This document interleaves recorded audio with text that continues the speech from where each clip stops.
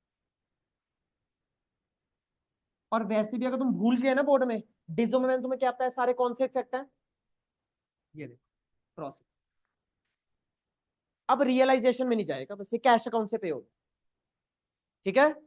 अच्छा इधर सुनना, एक है लोन की बजाय वो क्या लेके जा रहा है, कंप्यूटर। तुम इधर कैश भी दोगे कंप्यूटर भी दोगे, या एक ही चीज दोगे, डबल फायदा थोड़ा करवा दोगे उसका भाई, कि तू चल कंप्यूटर भी ले जा कैश भी ले जा। तो अब इस केस में क्या लिखा है, कंप्यूटर, तो कैश देना है उसको, नहीं देना। तो अब ए का लोन ना ही पीसीए में गया ना ही कैश में गया, कहां ट्रांसफर करूं, रियलाइजेशन में ट्रांसफर तो करना पड़ेगा ना उसको, बाय एज लोन, और कंप्यूटर तुमने यहां से यहां ट्रांसफर करवाएगा। बस आगे सेकंड स्टेप ना लगाना इसके ऊपर, उसकी नो एंट्री। तुम मेरे को बोल रहे थे सर आप रियलाइजेशन में भी क्यों ट्रांसफर करते हो, नो एंट्री होती है इसकी। भाई एक बार अकाउंट क्लोज तो करना ही पड़ेगा ना, डिजो हो रही है, बिना अकाउंट क्लोज करे कैसे शटर बंद कर दूं, तो रियलाइजेशन में अकाउंट तो क्लोज करूंगा ना मैं, फिर सेकंड स्टेप नहीं लगाना। बोलो भी, तुम्हें सारी बातें मेरी अभी तक की समझ आ गई है, ऑनलाइन प्लीज बताओ।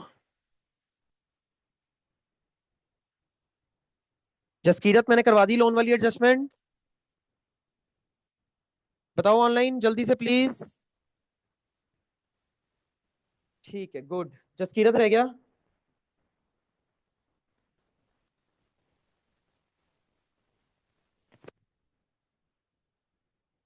ठीक है जसकीरत, वो भी बता दूंगा मैं। अगली बात है मेरी अब की डब्ल्यूसीआर। डब्ल्यूसीआर ना बैलेंस शीट की लाइबिलिटी साइड पर लिखा है 1 लाख। पहले केस में there is no adjustment, no adjustment क्या कर दूं, डिस्ट्रीब्यूट कौन से अकाउंट में, पीसीए में। जब वो चीज पीसीए में चली गई, रियलाइजेशन में आएगी वो, नहीं है, तो इसको डिस्ट्रीब्यूट कर देना। सेकंड केस सुनो, क्लेम आ गया 60,000 का, सुन लो पहले मेरी बात, ये बताओ डिस्ट्रीब्यूट कितना करूंगा, 40, तो पीसीए में कितना गया, अभी भी कितना रह गया, इसको कहां डालूं फिर, रियलाइजेशन में। डब्ल्यूसीआर उधर था, क्रॉस इफेक्ट करके इधर हो जाएगा, बाय डब्ल्यूसीआर बोलो कितनी अमाउंट, 60, और क्लेम आ गया, इसको पे भी कर दो साथ में, टू कैश कितना, 60, ठीक है। तीसरा केस, क्लेम आ गया 1 लाख का, मेरे को ये बताओ पीसीए में कितना जाएगा, 0, तो पीसीए में भी नहीं गया कैश में भी नहीं गया, कहां जाएगा डब्ल्यूसीआर, रियलाइजेशन में कितनी अमाउंट, 1 लाख, पहले तो ट्रांसफर कर दो, बाय डब्ल्यूसीआर 1 लाख।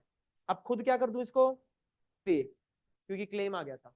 अब लाइबिलिटी थोड़ा करी करोगे, फर्म तो बंद होनी है, अब तो देखे जाना पड़ेगा कैश, टू कैश 1 लाख, ठीक है। चौथा केस,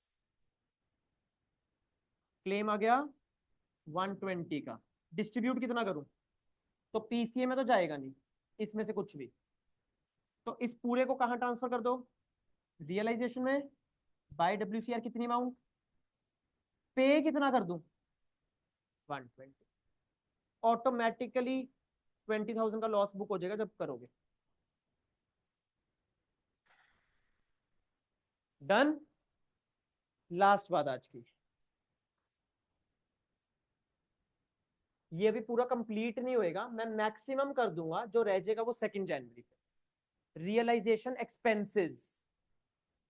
सुनो, आम तौर पर अगर मैं अपना बिजनेस बंद कर रहा हूं मैं, तो मुझे कुछ खर्चे भी इनकर करने पड़ते हैं, जैसे सीए की फीस, एडवोकेट की फीस, कोर्ट कचहरी के चक्कर, तो ये कुछ एक्सपेंसेस मुझे इनकर करने पड़ेंगे, इनको बोलते हैं डिजो एक्सपेंसेस या रियलाइजेशन एक्सपेंस। तो वैसे मैं तुमसे पूछना चाहता हूं, मेरे ऑफिस के जितने भी खर्चे होते हैं कौन बियर करता होगा, मैं, पे भी कौन करेगा, मैं, तो डिजो एक्सपेंसेस के ऊपर थंब रूल क्या लगता है, खर्चा किसको आएगा, फर्म का, और पे भी कौन करता है, फर्म। तो डिजो एक्सपेंसेस के ऊपर थंब रूल लगता है, मैं हमेशा ऐसे बोलता था खर्चा किसका है, फर्म का, और पे कौन करेगा? फर्म। फर्म का अगर खर्चा है तो फर्म इसको कौन से अकाउंट में बुक कर ले, ये बताओ? रियलाइजेशन में। डेबिट कर दे, डेबिट ऑल एक्सपेंसेस। तो रियलाइजेशन की डेबिट साइड पर जाके क्या लिखूं? To cash 1 lakh. बता दो जर्नल क्या बना? Realisation to cash. क्या हुआ, तुम ना 20 सेक्टर से आ रहे थे, मैंने तुम्हें बोला आते हुए एक डस्टर ले आना मेरे लिए। तो खर्चा तो वैसे मेरा था, बट मैंने तुम्हें वैसे ही बोल दिया तुम पे कर दो, मैं तुम्हें बाद में दे दूंगा। सेकंड, रियलाइजेशन एक्सपेंसेस 10,000, डस्टर का खर्चा 10,000 रुपए का, पेड बाय फर्म नहीं, पार्टनर ए। ये बताओ खर्चा किसका है? फर्म का। पे लेकिन किसने कर दिया? पार्टनर ने। अभी तो फर्म का खर्चा है ना, फर्म इसको बुक करे या रहने दे? करे। रियलाइजेशन की डेबिट साइड पर क्या लिखूं? To S capital account. 10,000 entry क्या बनी? रियलाइजेशन टू ए। ठीक है। तीसरा, डिजो expenses were to be borne bye A but paid by firm. बॉन मतलब खर्चा किसका है, देख के बताओ खर्चा किसका है? ए का। ए का। पे किसने करा? फर्म ने। गुड। फर्म का खर्चा तो नहीं है ना, फर्म ने तो सिर्फ पे करा है ना? तो फर्म इसको बुक करे, पहले ये बता दो। फर्म मेरा खर्चा ही नहीं है तो मैं अपना खर्चा क्यों बुक करूं?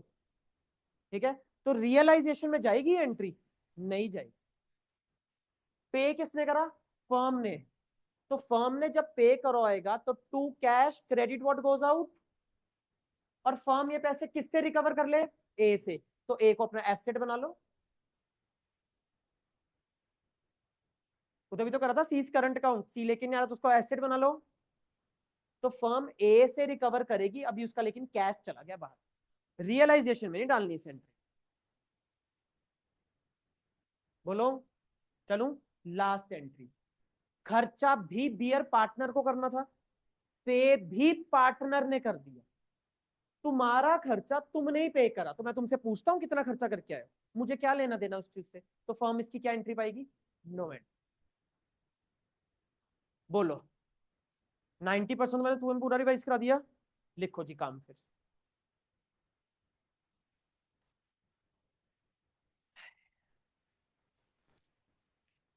काम लिखो।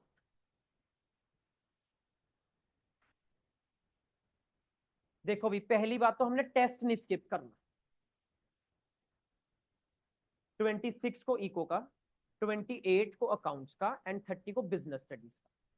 अगर कोई नॉन इको वाला बच्चा मेरे को इको का टेस्ट देना चाहता है, मोस्ट वेलकम। अगर कोई नॉन बिजनेस वाला बच्चा मुझे बिजनेस का टेस्ट देना चाहता है, मोस्ट वेलकम।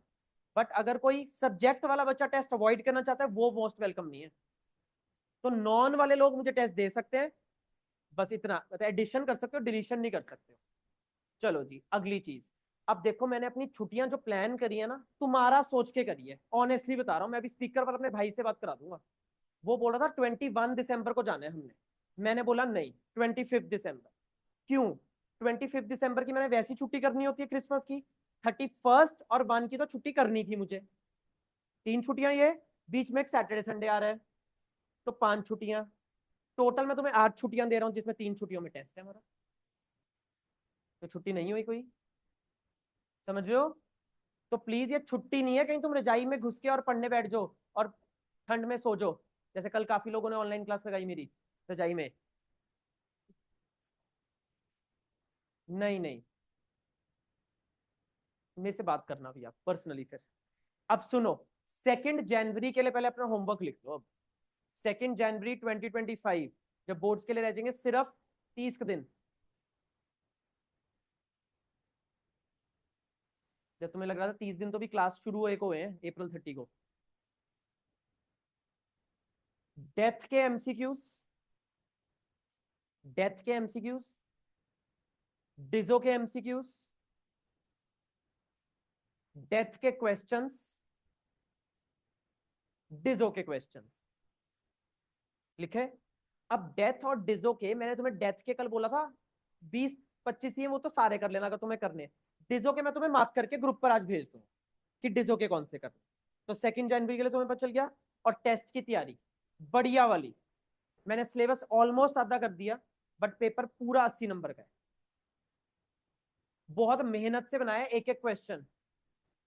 हाँ जी, बिल्कुल 3 सेट्स A B C। जाओ, बैंक और पीसीए भी जो आएगा उधर लिखा हुआ, उधर बैलेंस शीट्स भी डाली है मैंने। ठीक है ऑनलाइन।